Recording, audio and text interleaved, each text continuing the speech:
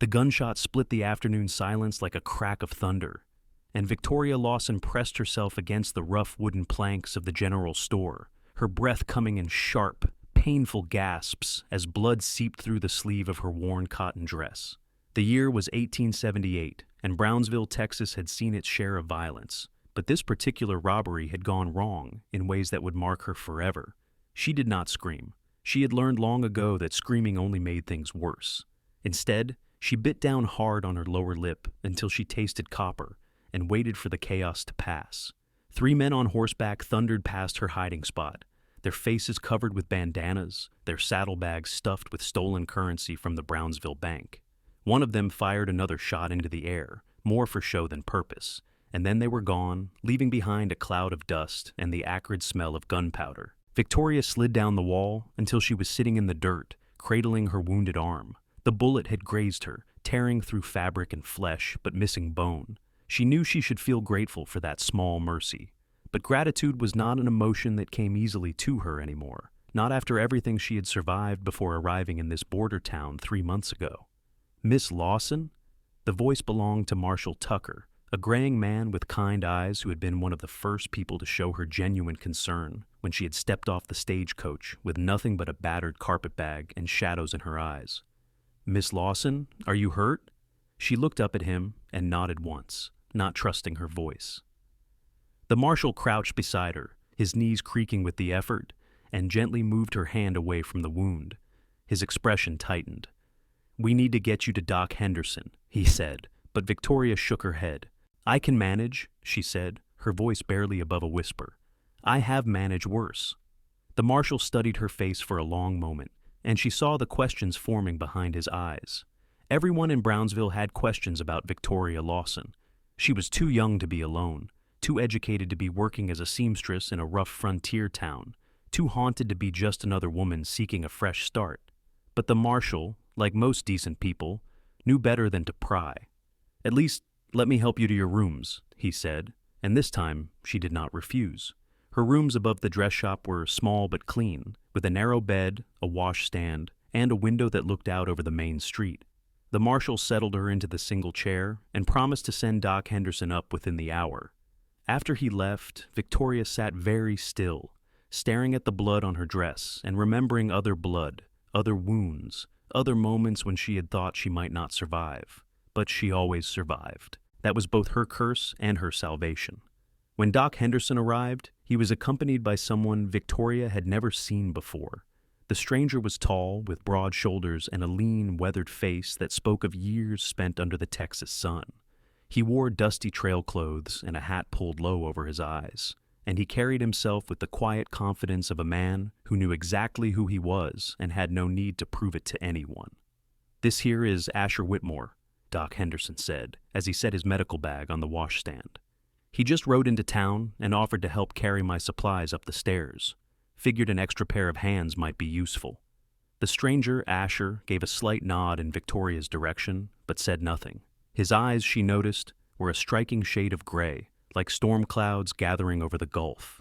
He positioned himself near the door, his arms crossed over his chest, watching as the doctor began to examine her wound. "You were lucky," Doc Henderson said as he cleaned the gash.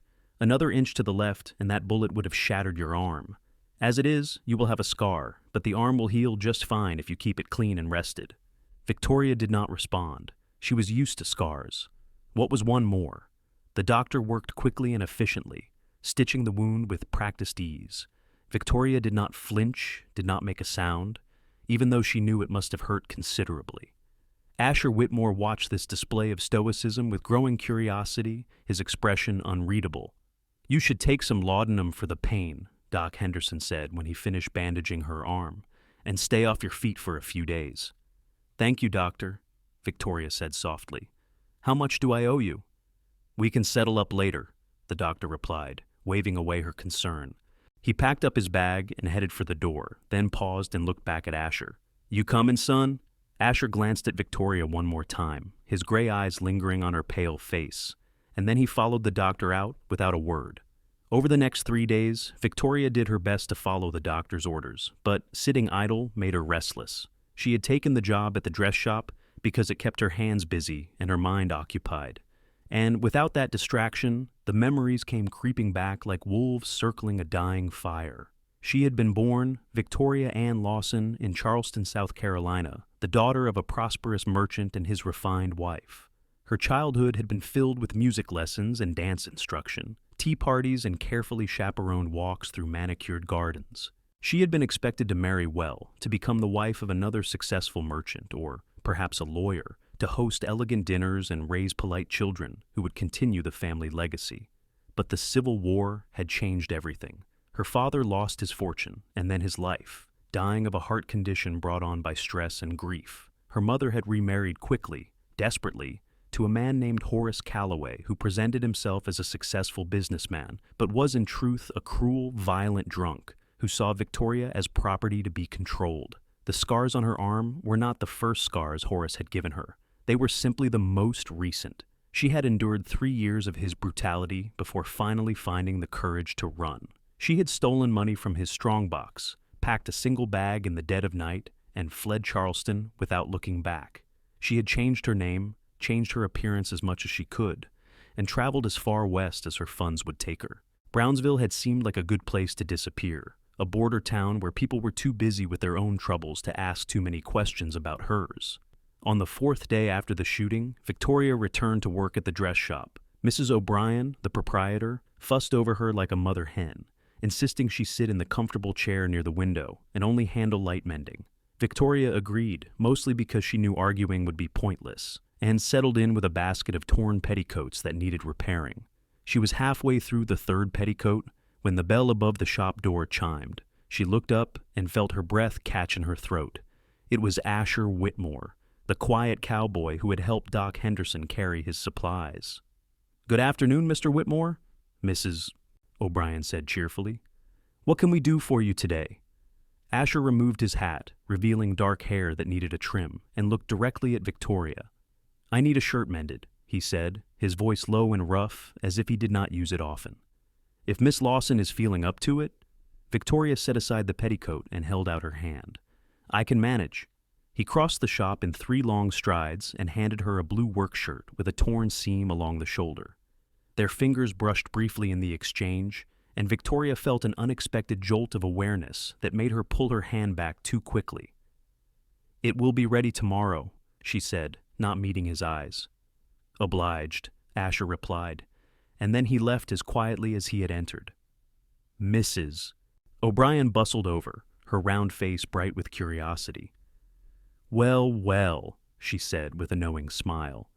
"Asher Whitmore is not a man who makes unnecessary trips into town. I wonder what brought him here today." Victoria focused intently on threading her needle. "He needs a shirt mended." "Oh, is that what we are calling it now?" Mrs. O'Brien laughed, a warm, generous sound that made Victoria's lips twitch despite herself. "That man has been running cattle on the Triple W Ranch for 2 years, and I have never once seen him bring mending into town. Usually the hands do their own repairs or simply buy new when the old wears out." "Perhaps he wanted it done properly," Victoria said, examining the torn seam. The damage was minimal, something that could have been fixed with a few simple stitches by anyone with basic sewing skills. Mrs. O'Brien was right to be curious, but Victoria did not allow herself to dwell on the implications. Hope was a dangerous thing for a woman in her position. Hope led to trust, and trust led to vulnerability, and vulnerability led to pain. She had learned that lesson too well. She mended Asher's shirt that evening in her rooms, her stitches small and even, her mind determinedly blank. When she finished, she folded it carefully and set it aside for him to collect the next day. But the next day came and went, and Asher did not return, nor did he come the day after that, or the day after that. The mended shirt sat on the shelf behind the counter at the dress shop, waiting. "Perhaps he forgot," Mrs. O'Brien suggested after a week had passed. "Perhaps," Victoria agreed, trying not to feel disappointed. 2 weeks later, Victoria was walking back to her rooms after work when she noticed a commotion near the saloon. A crowd had gathered, and she could hear raised voices and the sound of a scuffle. Every instinct told her to walk away, to avoid drawing attention to herself, but something made her pause and look. Through a gap in the crowd, she saw Asher Whitmore facing off against 2 rough-looking men who appeared to have been drinking heavily. One of them was significantly larger than Asher, with meaty fists and a mean expression, while the other was wiry and quick, bouncing on the balls of his feet like a prizefighter. "I said leave the boy alone," Asher was saying, his voice still low but edged with steel. Victoria saw now that there was a young man, barely more than a teenager, cowering behind Asher, his face bruised and bloodied. "That little thief owes me money," the larger man growled, "and I aim to collect." "He does not owe you anything," Asher replied. "You cheated at cards. Everyone here saw it." The accusation hung in the air for a moment, and then the larger man lunged forward with a roar of rage. Asher sidestepped the clumsy attack with fluid grace and delivered a sharp jab to the man's ribs that made him grunt and stagger. The wiry man jumped in, throwing a flurry of punches that Asher blocked or deflected with minimal movement. Victoria had seen men fight before. Horace had been fond of attending boxing matches and bare-knuckle brawls, and he had often tried to describe the brutality to her in graphic detail, as if violence was something to be savored. But watching Asher fight was different. There was no showmanship in his movements, no wasted energy or unnecessary cruelty. He fought with the calm efficiency of a man who simply wanted the confrontation to end. Within minutes, both attackers were on the ground, groaning and defeated. Asher helped the young man to his feet, checked him over quickly for serious injuries, and then guided him away from the crowd. As they passed Victoria, Asher's eyes met hers for a brief moment, and she saw surprise flicker across his face. She hurried back to her rooms before he could speak to her, her heart pounding inexplicably hard in her chest. That night, she could not sleep. She lay in her narrow bed, staring at the ceiling and thinking about the quiet cowboy who stepped in to defend strangers without hesitation. It had been so long since she had seen genuine goodness in a man that she had almost forgotten what it looked like. The next morning, Asher finally came to collect his mended shirt. Victoria was alone in the shop when he arrived, Mrs. O'Brien having stepped out to run an errand. She retrieved the shirt from the shelf and handed it to him across the counter. "I apologize for the delay," Asher said, examining her needlework with what appeared to be genuine interest. "Ranch business kept me away longer than expected." "It is no trouble," Victoria replied. He paid her, counting out the coins carefully, and then lingered at the counter as if he wanted to say something else. Victoria waited, her hands folded in front of her, her expression politely neutral. "I saw you yesterday," Asher said finally, "near the saloon. I was walking home from work. It is not always safe, walking alone at that time of day." He paused, then added, "If you would like, I could arrange for one of the ranch hands to escort you when I am not in town." Victoria stiffened. "That will not be necessary. I am perfectly capable of taking care of myself." Something in her tone must have warned him not to press the issue. He nodded once and headed for the door, but when he reached it, he turned back. "Miss Lawson," he said, "if you ever need help with anything at all, the Triple W Ranch is about 5 miles north of town. Anyone can give you directions." She watched him leave, unsure whether to be grateful or annoyed by his presumption that she might need his protection. Men always assumed women needed protection, needed to be controlled for their own good. That was how Horace had justified his cruelty, claiming he was teaching her proper behavior, molding her into the wife he deserved. But even as those bitter thoughts crossed her mind, Victoria found herself remembering the gentle way Asher had helped the injured young man, the careful way he had counted out her payment, the respectful distance he maintained. Maybe not all men were like Horace. Maybe some were different. The idea was both terrifying and tantalizing. As summer deepened and the Texas heat became oppressive, Victoria settled into a routine. She worked at the dress shop 6 days a week, attended church on Sundays, and kept to herself as much as possible. She made polite conversation with customers and neighbors, but never revealed anything meaningful about her past. She was friendly but distant, kind but guarded, and most people in Brownsville accepted this as simply her nature. Asher Whitmore came into town every few weeks, always finding some reason to stop by the dress shop. Sometimes he brought actual mending, other times he purchased items for the ranch cook or asked Mrs. O'Brien's advice on gifts for the few women who worked on the Triple W. Victoria began to recognize the sound of his footsteps on the boardwalk, the particular way he removed his hat when entering the shop, the quiet courtesy he extended to everyone he encountered. They rarely spoke beyond the basic necessities of commerce, but Victoria found herself watching for him, listening for him, aware of his presence in a way that both frightened and exhilarated her. She told herself it meant nothing, that she was simply starved for human connection after months of isolation. But late at night, alone in her rooms, she allowed herself to wonder what it might be like to know him better, to hear more than a few sentences in that low, rough voice, to understand what thoughts moved behind those storm-gray eyes. August arrived with punishing heat and dust storms that coated everything in a fine red powder. The dress shop became stifling in the afternoons, despite Mrs. O'Brien's efforts to create cross-ventilation with strategically opened windows. Victoria often worked with her sleeves rolled up, grateful for the slight relief, even though it meant exposing the scar on her arm. She was bent over a particularly intricate piece of embroidery one sweltering Thursday afternoon, when the shop door opened and Asher walked in. He looked tired, his face streaked with dust, his shirt dark with sweat. Mrs. O'Brien greeted him warmly and offered him water, which he accepted with visible gratitude. "Miss Lawson," he said after draining the cup, "I wonder if I might speak with you privately for a moment." Victoria's first instinct was to refuse, but Mrs. O'Brien was already nodding enthusiastically and shooing them toward the small back room where fabric bolts were stored. Victoria set aside her embroidery and followed Asher, her pulse quickening with apprehension. The back room was dim and marginally cooler than the main shop. Asher closed the door most of the way, leaving it open just enough to be proper, and turned to face her. For a long moment, he simply looked at her, as if trying to decide how to begin. "I know it is not my place to ask," he said finally, "but I need to know if you are in some kind of trouble." Victoria felt her entire body go rigid. "I do not know what you mean." 3 times in the past month, I have seen the same man watching the dress shop," Asher continued, his voice gentle but firm. "He stands across the street, pretending to read a newspaper or examine goods in other store windows. But he is watching this place. Watching you, I think." The blood drained from Victoria's face. "What does he look like?" "Tall, well-dressed for these parts, dark hair going gray at the temples. He has a scar on his left cheek here." Asher touched his own face to demonstrate. It was Horace. After all these months, after all the miles she had traveled, he had found her. Victoria sat down heavily on a crate of fabric, her legs suddenly unable to support her weight. She heard a ringing sound in her ears and realized dimly that she was on the verge of fainting. Asher was beside her in an instant, steadying her with a hand on her shoulder.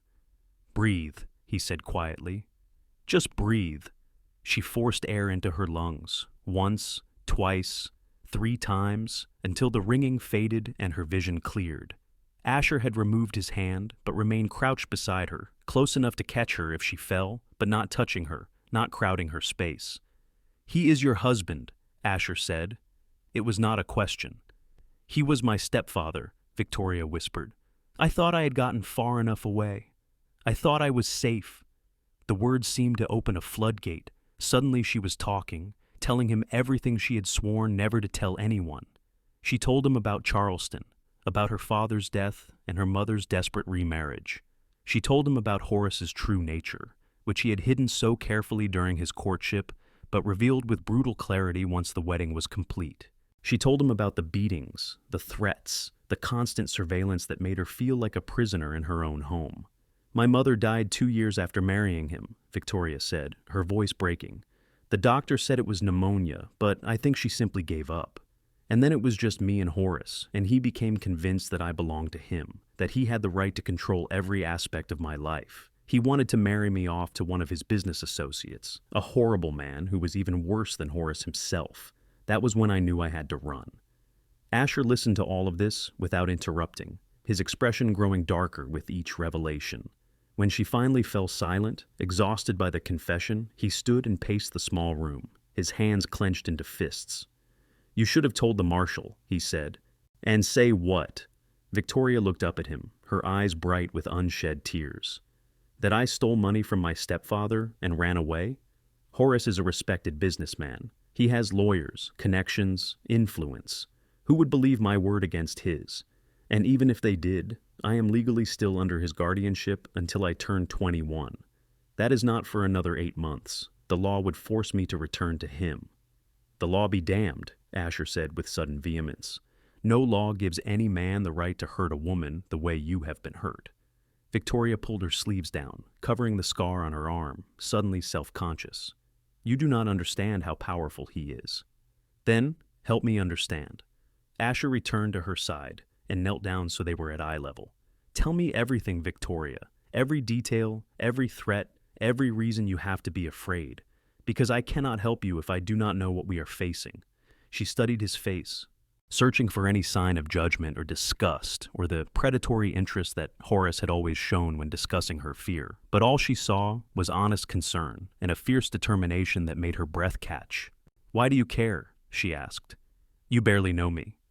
Asher was quiet for a moment, and when he spoke, his voice was softer than she had ever heard it. I have been watching you since the day you were shot during that robbery. I have seen how you hold yourself apart from everyone, how you flinch when men raise their voices, how you never let anyone get too close. I have watched you work in that shop, sewing beautiful things with those skilled hands, and I have wondered what kind of life you had before you came here. What kind of pain could make someone so young look so old? He paused, then added, and I care because the first time I saw you, something in my chest recognized something in yours. Loneliness, maybe, or the need to be invisible. I do not know how to explain it better than that. Victoria felt tears spill down her cheeks, the first she had allowed herself to cry since leaving Charleston. Asher reached up slowly, giving her time to pull away, and gently wiped the tears away with his thumb. Tell me everything, he whispered again, and then let me help you. So she did. She told him about Horace's business dealings, which included activities that skirted the edge of legality. She told him about the private investigator Horace had hired to track her down, and about the threats he had made before she fled, promising that he would find her no matter where she ran, and that she would regret ever defying him. She told him about the nightmares that still woke her in the middle of the night, leaving her shaking and afraid in the darkness of her small room. When she finished, Asher was silent for a long time. Then he said, "You are not going back to him. I promise you that." "You cannot make that promise," Victoria said, but even as she spoke, she felt a small spark of hope kindle in her chest. "I can, and I am." Asher stood and offered her his hand. "Come with me to the Triple W. You will be safe there while we figure out what to do about Horace Calloway." Victoria stared at his outstretched hand. Everything she had learned about survival told her not to trust him, not to put her safety in the hands of any man. But something deeper, something that might have been instinct or might have been desperation, told her that Asher Whitmore was different, that he meant what he said, that he would protect her not because he wanted to control her, but because it was simply the right thing to do. She took his hand and stood. They left Brownsville that evening, after Victoria had packed her few belongings and said a hasty goodbye to a confused but supportive Mrs. O'Brien. Asher had promised to explain everything to the marshal once Victoria was safe, and Mrs. O'Brien agreed to tell anyone who asked that Victoria had gone to visit relatives in another town. The ride to the Triple W Ranch took just under 2 hours, the sun setting in brilliant shades of orange and gold across the wide Texas sky. Victoria rode behind Asher on his horse, her arms wrapped around his waist, acutely aware of the solid warmth of his body and the steady rhythm of his breathing. She had expected to feel afraid, but instead she felt something she had almost forgotten. Relief. The ranch itself was larger than she had anticipated, with a sprawling main house, several outbuildings, a large barn, and extensive corrals. Asher explained that the Triple W had belonged to his family for 15 years, established by his father, William Whitmore, shortly after the end of the war. William had passed away 3 years ago, leaving the ranch to Asher and his younger brother, though the brother had moved to California and sold his share back to Asher. "We run about 500 head of cattle," Asher said, as they dismounted in front of the main house. "And we employ 12 hands year-round, more during drives and roundups. Everyone here is good people, Victoria. They will help keep you safe." The housekeeper, a motherly woman named Sarah, who had worked for the Whitmore family since the beginning, welcomed Victoria without question. She showed her to a guest room on the second floor, a comfortable space with a real bed, a wardrobe, and windows that looked out over the ranch yard. "You just make yourself at home, dear," Sarah said, patting Victoria's hand. "Asher explained that you need a safe place to stay for a while, and we are happy to have you. If you need anything at all, you just let me know." Victoria thanked her and spent the rest of the evening settling into the room, unpacking her carpet bag and trying to calm her racing thoughts. She could hear sounds from elsewhere in the house, voices and footsteps, and the clatter of dishes being prepared for supper. It was strange to be in a home again, surrounded by people going about ordinary domestic activities. For months she had lived in isolation, careful not to form attachments or depend on anyone. Now she was suddenly thrust into the middle of a functioning household, and she did not quite know how to navigate it. A knock on the door made her jump. "Victoria?" Asher's voice came through the wood. "Supper is ready if you would like to join us."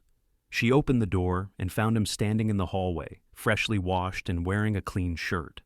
He looked different without the layer of trail dust, younger and somehow more vulnerable. "You do not have to come down if you would rather eat up here," he added quickly. "I know this is all very overwhelming." "I would like to join you," Victoria said, surprising herself. "If that is all right." More than all right. Supper was served in a large dining room at a table that could seat 12.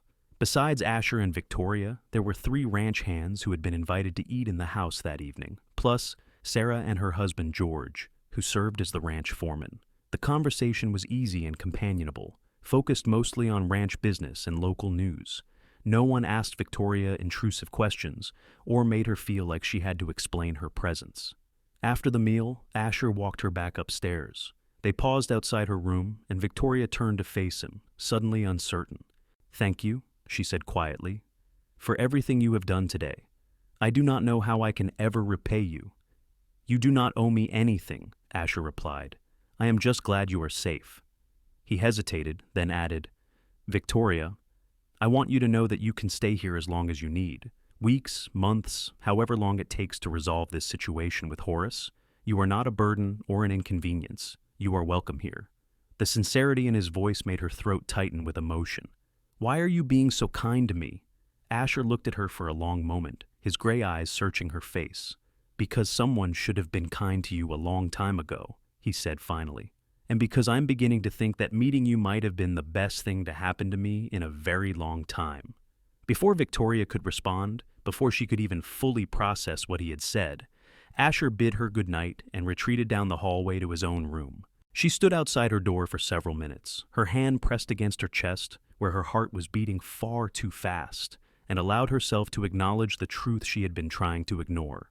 She was falling in love with Asher Whitmore. The realization should have terrified her. After everything she had endured with Horace, after all the lessons she had learned about the dangers of trusting men, she should have been running as far and as fast as she could from these new feelings. But instead, standing in the quiet hallway of the Triple W Ranch, Victoria felt something unexpected bloom inside her. Hope. The next morning, Asher rode into Brownsville to speak with Marshal Tucker. He explained the situation carefully, providing enough detail to make the marshal understand the danger Victoria faced without revealing anything she might not want shared. Marshal Tucker listened with growing concern and anger. "I saw Horace Calloway myself yesterday," the marshal said when Asher finished. "He came into my office asking about a young woman matching Victoria's description, said she was his stepdaughter, that she had run away from home, and he was concerned for her safety. He seemed very convincing, very respectable. If you had not come to me with this information, I might have believed him." "What did you tell him?" Asher asked. "That I had not seen anyone matching that description," Marshal Tucker replied. "Which was true enough at the time, since I did not realize he was talking about Miss Lawson. But he will keep looking, Asher. Men like that do not give up easily." "Then we need to make sure Victoria is protected until we can find a legal way to keep him away from her permanently." The 2 men spent the next hour discussing options. The marshal agreed to do some discreet investigating into Horace's background, hoping to find evidence of criminal activity that could be used against him. He also promised to send word to Asher immediately if Horace approached him again, or if the marshal learned anything useful. When Asher returned to the ranch that afternoon, he found Victoria in the kitchen garden with Sarah, helping to harvest vegetables. She wore a simple work dress and a wide-brimmed hat to protect her from the sun, and her sleeves were rolled up to her elbows despite the heat. Asher could see the scar on her arm clearly now, a jagged line of puckered flesh that made his jaw clench with renewed anger at the man who had hurt her. Victoria looked up as he approached, her expression anxious. "What did the marshal say?" Asher explained his conversation with Marshal Tucker, watching as relief and worry played across her face in equal measure. When he finished, she set down the basket of tomatoes she had been holding and removed her hat, wiping sweat from her forehead with the back of her hand. "So we wait," she said. "We wait," Asher confirmed, "but not helplessly. The marshal is investigating Horace, and in the meantime, you are safe here. No one can get to you on the Triple W without going through me and every man who works for me first." Victoria met his eyes, and something passed between them, an understanding that went deeper than words. "I am not used to feeling safe," she admitted quietly. "Then I will just have to work harder to convince you," Asher said with a small smile. Over the following weeks, Victoria began to relax into life on the ranch. She helped Sarah with cooking and household tasks, mended clothes for the ranch hands, and even learned to ride properly on a gentle mare named Daisy. The physical work was good for her, tiring her body enough that sleep came more easily at night, and the nightmares became less frequent. She also spent more time with Asher. He taught her about ranching, explaining the rhythms of cattle management and the challenges of keeping a large operation profitable in the unpredictable Texas climate. She, in turn, told him about her life before Horace, sharing memories of her real father and the happy childhood she had known before the war changed everything. They were careful with each other, both aware of the attraction growing between them, but uncertain how to proceed. Asher never pushed for more than Victoria was willing to give, never touched her without invitation, never made assumptions about what she might want or need. For Victoria, this patience was a revelation. She had been so conditioned to expect demands and control that she hardly knew how to respond to genuine respect. One evening in late September, they were sitting on the porch of the main house watching the sun set. The temperature had finally begun to drop as autumn approached, and the air had a pleasant coolness that made being outside comfortable. Asher was working on a piece of leather tack that needed repair, while Victoria was embroidering a handkerchief for Sarah's birthday. "Can I ask you something?" Victoria said, breaking the companionable silence. "Of course. Why do people call you the quiet cowboy?" Asher glanced up from his work, a hint of amusement in his eyes. "Because I am quiet, I suppose. But you talk to me. You are different." He set aside the tack and gave her his full attention. "Most conversation feels like noise to me, empty words that do not mean anything real. But talking to you is different. When I speak to you, it matters." Victoria felt warmth spread through her chest. "It matters to me, too." They looked at each other for a long moment, the air between them charged with unspoken feelings. Then Asher reached out slowly and took her hand in his calloused palm rough against her softer skin. Victoria did not pull away. Instead, she threaded her fingers through his and held on. "I want you to know," Asher said quietly, "that I am not expecting anything from you. You are here because you need safety, and I want to provide that without any conditions attached. If all we ever are is friends, that will be enough for me." Victoria's heart clenched at his words, at the selflessness behind them. "What if I want more than friendship?" she asked, her voice barely above a whisper. Asher's breath caught. "Then I would be the luckiest man in Texas." She smiled, a real smile that reached her eyes, and squeezed his hand. They sat like that until full darkness fell, hands clasped, watching stars emerge one by one in the vast sky above them. But their fragile peace was not destined to last. The trouble came on a Tuesday morning in early October. Asher had ridden out early with several hands to check on cattle in the western pastures, leaving Victoria at the ranch house with Sarah and George. She was in the kitchen making bread when she heard horses approaching fast, the sound of hoofbeats urgent and alarming. George went to investigate and returned moments later, his weathered face grim. "Victoria, you need to hide. Now." "What is wrong?" "Horace Calloway and 4 hired men just rode through the front gate. They are demanding to see you."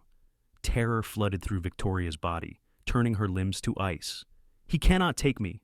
Asher promised, and Asher will keep that promise," George said firmly. "But right now, we need to get you somewhere safe. Sarah, take her to the root cellar and stay with her. I will handle Calloway." Sarah grabbed Victoria's hand and pulled her toward the back of the house. They descended into the cool darkness of the root cellar, moving past shelves of preserved vegetables and dried meat to a small space in the back that was hidden behind stacks of empty crates. They had barely settled into place when they heard raised voices above them. "I know she is here!" That was Horace's voice, loud and angry. "Victoria Ann Lawson is my stepdaughter, and she is coming back to Charleston with me whether she wants to or not." "I do not know what you are talking about," George replied, his voice steady despite the threat. "There is no one by that name on this ranch." "Do not lie to me, old man. I have been watching this place for days. I saw her in the garden, saw her riding that horse. She belongs to me, and I am taking her back." "No woman belongs to any man," George said coldly, "and you are trespassing on private property.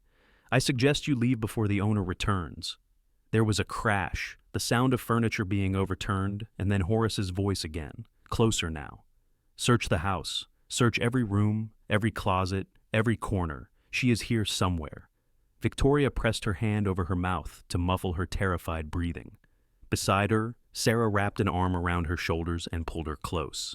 They could hear footsteps above them, heavy boots moving through the house, doors being thrown open, objects being knocked aside in the search. "Please," Victoria whispered to Sarah, "please do not let him find me. I cannot go back. I would rather die than go back."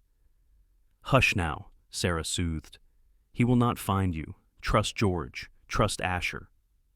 But even as she spoke, they heard new footsteps on the stairs leading down to the cellar. Someone was coming. Victoria felt her heart hammering so hard she thought it might burst from her chest. The footsteps came closer, accompanied by the sound of things being moved, crates being shoved aside. She closed her eyes and prayed silently, desperately, for salvation. Then, miraculously, the footsteps retreated. "Nothing down here but food stores," a rough voice called up the stairs. "Keep looking," Horace shouted back. "She has to be here somewhere." The search continued for what felt like hours, but was probably closer to 20 minutes. Victoria heard Horace growing more and more agitated, his voice rising to a shout as he berated his men for their incompetence. Finally, George's voice cut through the chaos. "Get out of this house, now, or I start shooting and I will claim you were threatening my life." There was a tense silence, and then Horace spoke again, his voice cold and measured. "This is not over. Tell Victoria that I will find her eventually. She cannot hide forever, and when I do find her, she will wish she had come with me today." More footsteps, the sound of men leaving, and then the thunder of horses riding away. Victoria and Sarah remained hidden in the cellar for several more minutes until George came down and called to them. "They are gone," he said, helping them both out of their hiding place. But Calloway meant what he said. This is not over. Victoria emerged into the kitchen on shaking legs. The house was in shambles, furniture overturned, drawers pulled open, and their contents scattered across the floor. She felt sick looking at the destruction, knowing it had all been caused by one man's obsessive need to control her.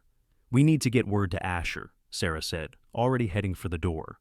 But Asher was already riding hard toward the ranch, having been alerted by one of the hands who had seen the intruders from a distance. He arrived within the hour, took one look at Victoria's pale, frightened face, and immediately pulled her into his arms. "Are you hurt?" he demanded. "No," Victoria managed. "George and Sarah hid me. Horace searched the house, but he did not find me." Asher held her tighter, his heart pounding against her ear. "I should have been here. I should have protected you." "You could not have known he would come today," Victoria said, but her voice was muffled against his chest. When they finally pulled apart, Asher's expression was grimmer than she had ever seen it. He called a meeting of all the ranch hands and explained the situation fully, asking for volunteers to help guard the ranch and keep watch for Horace's return. Every single man stepped forward without hesitation. "Horace Calloway made a mistake today," Asher told them. "He came onto my land, threatened people under my protection, and terrorized a woman who has done nothing wrong. That cannot stand. We are going to make sure he never gets close to Miss Lawson again, and if that means we have to run him out of Texas entirely, then that is what we will do." The men nodded their agreement, and Victoria felt tears prick her eyes at this display of loyalty.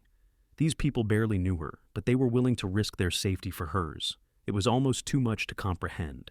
That night, Asher stationed guards around the house and insisted that Victoria sleep in a room that could be locked from the inside. He wanted to stand watch outside her door himself, but she refused, not wanting him to lose sleep on her account. But sleep did not come easily. Victoria lay in bed, staring at the ceiling, replaying the day's events over and over in her mind. She kept seeing Horace's face, hearing his voice making threats, feeling the old familiar terror that she had thought she was beginning to overcome. Around midnight, unable to bear the silence and fear any longer, she got up and padded quietly down the hall to Asher's room. She knocked softly, and he opened the door immediately, fully dressed, his pistol in hand. "Victoria! What is wrong?" "I cannot sleep," she admitted. "Every time I close my eyes, I see him. I am so tired of being afraid, Asher. So tired." Asher set the pistol aside and stepped into the hallway, pulling the door closed behind him. "Come with me," he said gently, taking her hand. He led her downstairs and out onto the porch, where the cool night air was fragrant with the scent of late-blooming flowers. They sat on the porch swing, and Asher put his arm around her shoulders, pulling her close against his side. "You are the strongest person I have ever met," he said quietly. "You survived years of abuse, you found the courage to run, and you built a new life for yourself in a place where you knew no one. That takes incredible strength, Victoria. Do not let Horace make you forget that." "I do not feel strong," she whispered. "I feel like I am always one step away from falling apart." "Then lean on me when you need to. That is what I'm here for." Asher turned to face her, his gray eyes serious in the moonlight. "I meant what I said that first night when I brought you to the ranch. You are not alone anymore. You have people who care about you, people who will fight for you. You have me." Victoria looked up at him, seeing the honesty and care written plainly across his features. Slowly, giving him time to pull away, she reached up and touched his face, her fingers tracing the line of his jaw. "What did I do to deserve you?" she asked. "You did not have to do anything," Asher replied. "You just had to be you." He leaned down and kissed her then, a soft, tentative press of lips that held all the tenderness and longing that had been building between them for weeks. Victoria made a small sound of surprise and pleasure, her hand sliding up to tangle in his dark hair as she kissed him back. When they finally broke apart, both breathing hard, Asher rested his forehead against hers. "I love you, Victoria Lawson," he said. "I think I have loved you since the day I first saw you, sitting in that chair with Doc Henderson patching up your arm, looking so brave and so broken all at once. I know it is too soon to say it. I know you might not feel the same way, but I needed you to know." "It is not too soon," Victoria said, her voice thick with emotion. "And I do feel the same way. I love you too, Asher. I did not think I could ever trust another man, let alone love one, but you have shown me that not all men are like Horace. You have given me hope again." They kissed again, deeper this time. Weeks of restrained desire finally finding release. When they separated, they were both smiling, and Victoria felt lighter than she had in years. They spent the rest of the night on that porch swing, talking and kissing, and simply being together. By the time dawn broke across the eastern horizon, painting the sky in shades of pink and gold, they had made plans for their future, plans that included marriage and a life built together on the Triple W Ranch. But first, they had to deal with Horace Calloway. Marshal Tucker arrived at the ranch 2 days later, with news. His investigation into Horace's business dealings had uncovered evidence of fraud, embezzlement, and connections to a counterfeiting ring that operated out of Charleston. He had wired his findings to federal marshals in South Carolina, and they were preparing to arrest Horace on multiple charges. "Once he is in custody, you will be free of him," the marshal told Victoria. "The legal guardianship will be dissolved, and you will be able to make your own decisions about your life." Victoria felt a weight lift from her chest. "When will they arrest him?" "They are moving on the information now," Marshal Tucker replied. "It should happen within the next few days. In the meantime, I have a warrant for his arrest here in Texas as well, for trespassing and making terroristic threats. If he shows his face in Brownsville again, I can take him into custody myself." As if summoned by their discussion, a ranch hand came running up to the house with urgent news. Horace Calloway and his hired men had been spotted on the road leading to the Triple W. They were coming back. "Get Victoria inside," Asher ordered immediately. "George, gather the men. Marshal, I would appreciate your assistance." The next hour was tense and chaotic. Asher positioned armed men at strategic points around the ranch, while Marshal Tucker prepared to serve the warrant. Victoria watched from an upstairs window, her heart in her throat, as Horace and his men rode through the gate. Horace looked haggard, his clothes disheveled and his face flushed with anger and drink.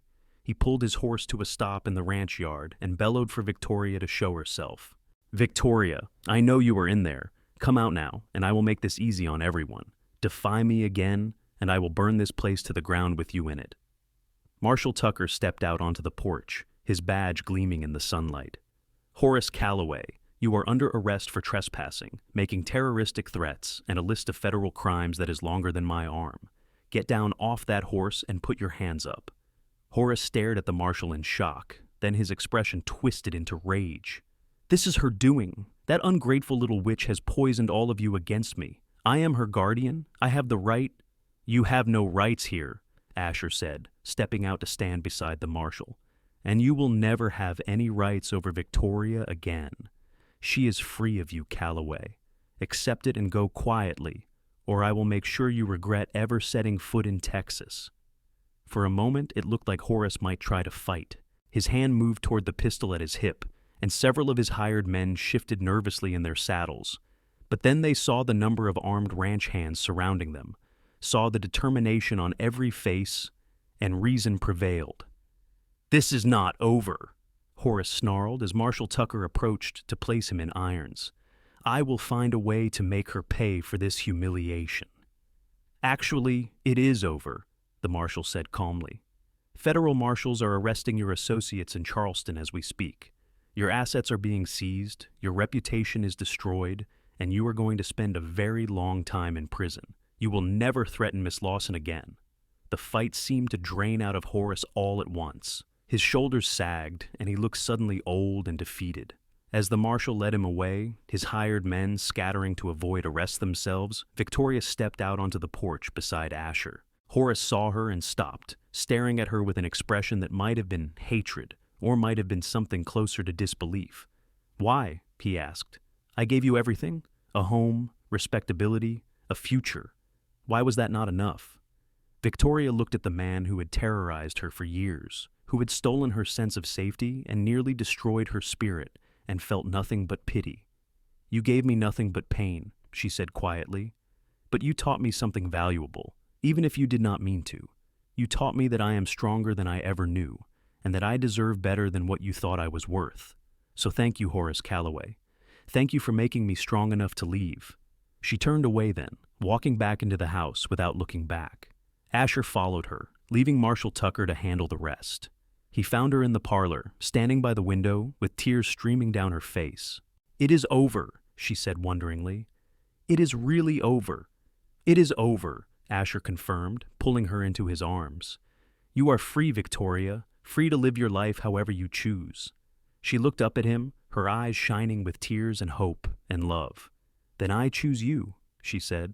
"I choose us, if you will still have me." "I will have you every day for the rest of my life," Asher promised, and he sealed that promise with a kiss. They were married 6 weeks later, on a crisp November afternoon, with half of Brownsville in attendance. Victoria wore a dress she had made herself, simple but elegant, with lace trim and tiny pearl buttons. Asher wore his best suit, looking uncomfortable but handsome, and he held her hand throughout the entire ceremony as if afraid she might disappear. Marshal Tucker gave Victoria away, and Mrs. O'Brien cried happy tears throughout the service. Sarah and George stood as witnesses, beaming with pride, and even the ranch hands cleaned up and attended, sitting in the back pews and looking pleased with themselves. When the preacher pronounced them husband and wife, Asher kissed Victoria with such tenderness and joy that several people in the congregation sighed audibly. Then they walked back down the aisle together, hand in hand, ready to begin their new life. The reception was held at the ranch, with tables set up in the yard and enough food to feed an army. There was music and dancing, laughter and celebration, and Victoria found herself surrounded by people who genuinely cared about her happiness. It was so different from the isolated, fearful existence she had known with Horace that she could hardly believe it was real. As the sun began to set, Asher pulled her away from the party and led her to a quiet spot near the corral, where they could watch the sky turn brilliant shades of orange and purple. "How do you feel, Mrs. Whitmore?" he asked, wrapping his arms around her waist from behind. "Happy," Victoria said, leaning back against his chest. "Happier than I ever thought possible." "Good. Because I plan to spend the rest of my life making sure you never forget what happiness feels like." Victoria turned in his arms to face him, her expression serious. "I need you to know something, Asher. I am not completely healed. I still have nightmares sometimes. I still flinch at loud noises. There are parts of me that Horace damaged, and I do not know if they will ever be completely whole again." Then we will work on healing them together, Asher said simply. I am not expecting you to be perfect, Victoria. I am just expecting you to be you, scars and all, because every part of you, even the broken parts, is precious to me. She kissed him then, pouring all her love and gratitude into that single gesture. When they finally pulled apart, the stars were beginning to emerge in the darkening sky, and the sounds of celebration continued in the distance. Take me home, Victoria whispered. You are home, Asher replied. You have been home since the day you arrived at the Triple W.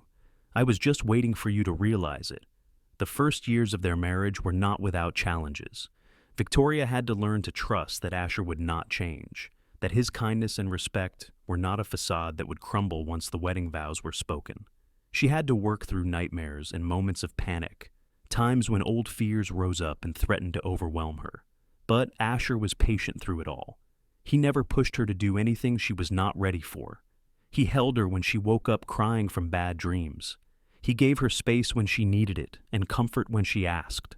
Slowly, gradually, Victoria learned to believe that she was truly safe, that this love was real and lasting. They worked the ranch together, Asher teaching Victoria everything he knew about cattle and land management, while Victoria brought her own skills to the operation, improving the household efficiency and even helping to manage the ranch finances.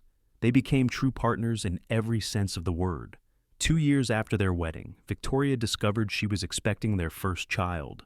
The pregnancy was difficult, complicated by lingering trauma that made her afraid of being vulnerable even to a doctor.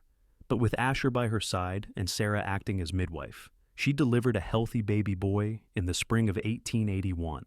They named him William after Asher's father, and he had his mother's dark hair and his father's gray eyes.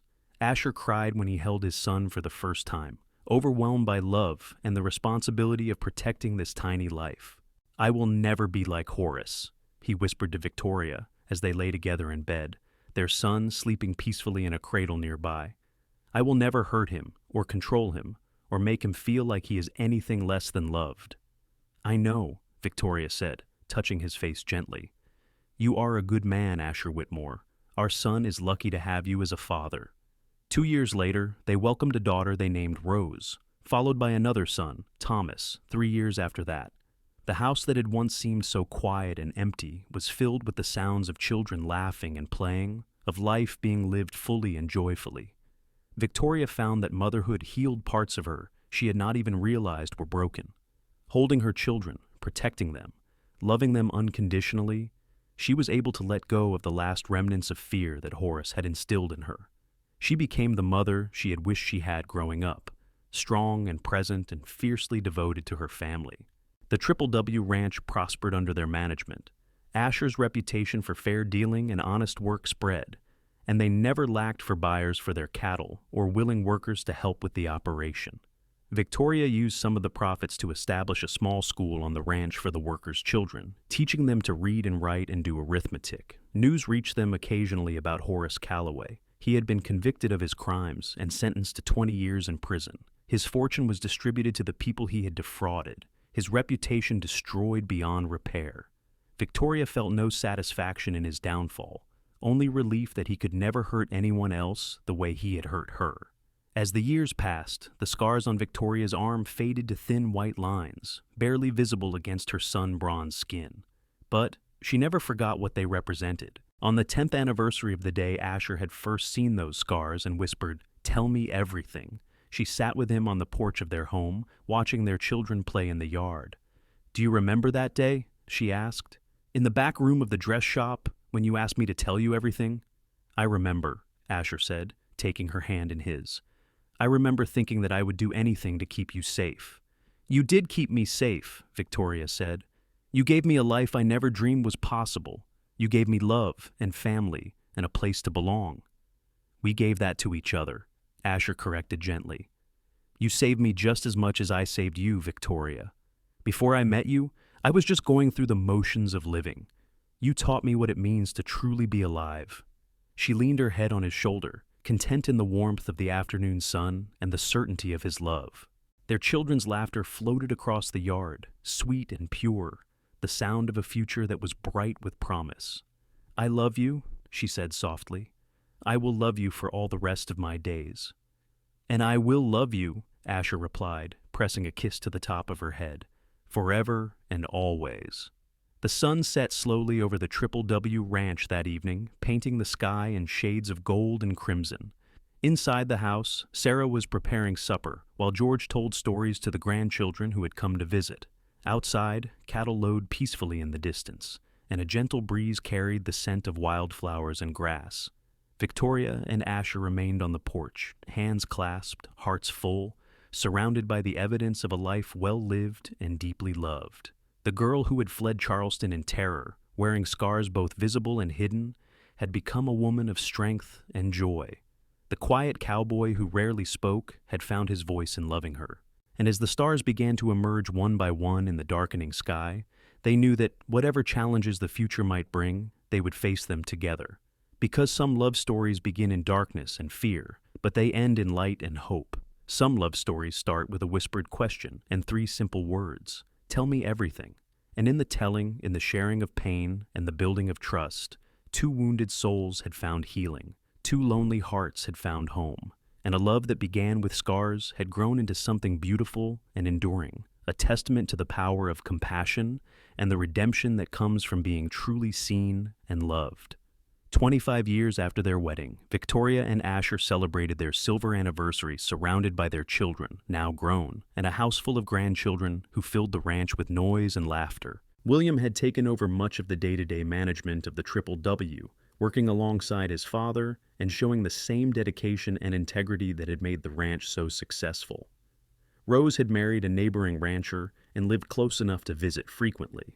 Thomas was studying law in San Antonio, planning to return to Brownsville and help ensure that people like his mother would always have legal protection from those who sought to harm them. The anniversary party was held in the same yard where Victoria and Asher had celebrated their wedding so many years before. There was music and dancing, storytelling and reminiscing, and more food than anyone could possibly eat. As the evening wore on and the younger grandchildren were carried off to bed by their parents, Victoria and Asher slipped away from the crowd and walked together toward the bluff that overlooked the ranch. They stood at the edge, looking out over land they had worked and loved for decades, and Asher put his arm around his wife's shoulders. Victoria leaned into him, marveling at how natural the gesture had become, how thoroughly she had learned to accept comfort and affection. "Do you have any regrets?" Asher asked quietly. Victoria considered the question seriously, then shook her head. "None. Not even the hard parts, because they led me here. To you, to this life." "What about you?" "Only one," Asher said. "I regret that I did not find you sooner, that you had to suffer as long as you did before we met." "But if things had been different, we might never have met at all," Victoria pointed out. "And I cannot imagine a world where I did not find you." "Neither can I," Asher agreed. He was quiet for a moment, then added, "You know what I think about sometimes? That day in the dress shop when I saw your scars for the first time? I think about how close I came to not saying anything, to just walking away and letting you carry your pain alone. What if I had not asked? What if I had stayed quiet?" "But you did not," Victoria said, turning to face him. "You saw me, Asher, really saw me, not just the face I showed the world. And you cared enough to ask, even though it would have been easier not to. That is who you are. That is why I love you." They kissed then, a soft, lingering kiss that held 25 years of love and partnership and shared life. When they pulled apart, both were smiling.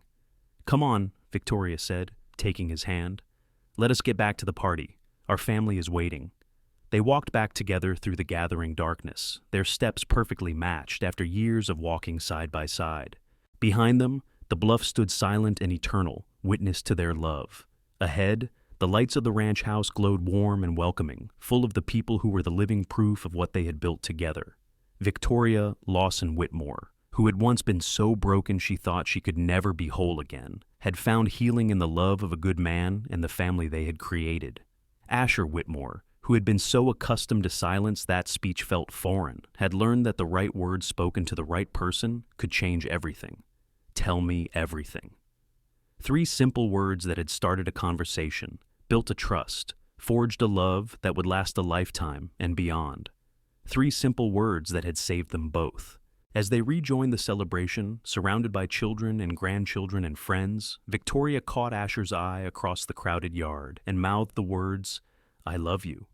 He smiled, that rare, beautiful smile that he reserved only for her, and mouthed back, "Forever." And in that moment, under the vast Texas sky, with stars beginning to emerge overhead and the sounds of joy all around them, Victoria knew with absolute certainty that she had found what she had been searching for all along. Home, safety, love, family, belonging, everything that mattered, everything she needed, everything she deserved. The party continued late into the night, and when it finally ended and the last guests had departed, Victoria and Asher walked through their quiet house, straightening chairs and gathering forgotten toys. They moved together in comfortable silence, a silence that spoke of deep understanding rather than absence of connection. When they finally climbed into bed, Asher pulled Victoria close, her head resting on his chest, his heartbeat steady and strong beneath her ear. "Thank you," he whispered into the darkness. "For what?" Victoria asked. "For trusting me, for loving me, for building this life with me." "Thank you for asking me to," Victoria replied. "Thank you for seeing me when I thought I was invisible. Thank you for loving me when I thought I was unlovable." They fell asleep like that, wrapped in each other's arms, secure in the knowledge that they would wake up together the next morning and every morning for the rest of their lives. The scars that had once been symbols of pain had become something different through the alchemy of love and time. They were now simply part of Victoria's story, markers of where she had been and how far she had come. The quiet cowboy who had never spoken until he saw her scars had given her the greatest gift possible. He had asked her to share her story, and then he had helped her write a new one, a story with a happy ending, a story about love, conquering fear, trust, overcoming trauma, and two broken people finding wholeness in each other. As the moon rose high over the Triple W Ranch, casting silver light across the sleeping land, peace settled over the Whitmore household. The children were dreaming of adventures yet to come. The grandchildren were safe in their beds, and Victoria and Asher, after 25 years of marriage and a lifetime of love, slept soundly in each other's embrace. The Wild West had been tamed, at least in this small corner of Texas. The violence and chaos that had once defined the region had given way to prosperity and order. But some things remained eternal: the vast sky, the rolling land, the cycle of seasons, and the enduring power of love to heal even the deepest wounds. Victoria's story, which had begun in darkness and fear, had transformed into something beautiful. The girl who had fled Charleston with nothing but terror and hope had become a woman of strength and grace, respected throughout Brownsville and the surrounding area for her kindness and wisdom. People came to her for advice, for comfort, for the steady reassurance that came from someone who had survived the worst and emerged stronger. And Asher, the quiet cowboy who had always preferred silence to speech, had learned that the right words at the right time could change the course of a life. He never did become talkative, never lost his preference for action over conversation. But the words he did speak carried weight and meaning, and his family knew that when Asher Whitmore said something, it mattered. Their love story became legend in Brownsville, passed down through generations as an example of how courage and compassion could triumph over cruelty and fear. Young women who found themselves in desperate situations would remember Victoria's example and know that escape was possible, that a better life waited for those brave enough to reach for it. Young men learned from Asher's example that true strength lay not in domination, but in protection, not in control, but in respect. The Triple W Ranch continued to thrive long after Victoria and Asher were gone, their legacy preserved in the values they had instilled in their children and the example they had set for their community. The house they had filled with love and laughter remained a gathering place for family celebrations, a symbol of home and safety for generations to come. And sometimes, on quiet evenings when the sun set over the bluff and the breeze carried the scent of wildflowers, people swore they could hear echoes of laughter from long ago, could sense the presence of two souls who had loved so deeply that their love had become part of the land itself. The scars had faded, but the story remained, a testament to the transformative power of love. A reminder that sometimes the bravest thing we can do is ask someone to tell us everything, and the most healing thing we can do is trust someone enough to speak our truth. Victoria and Asher's story had begun with those 3 words whispered in a dress shop storeroom: "Tell me everything." And in the years that followed, they had told each other everything, sharing not just pain, but also joy, not just fear, but also hope, not just scars, but also healing. They had built a life together that honored both their struggles and their triumphs. They had created a family that knew the meaning of unconditional love. They had forged a partnership that proved that 2 wounded souls could help each other heal. And in the end, that was the greatest story of all. The story of the quiet cowboy who never spoke until he saw her scars. The story of the wounded woman who learned to trust again. The story of a love that began in darkness but grew toward the light, reaching for hope and finding it in each other's arms. Their story, their life, their love, complete, whole, and perfect in its imperfection. Forever told, forever remembered, forever cherished in the hearts of those who knew them and those who heard their tale. The end was not really an ending at all, but rather a beginning that kept unfolding generation after generation as their descendants carried forward the lessons learned from Victoria and Asher's love.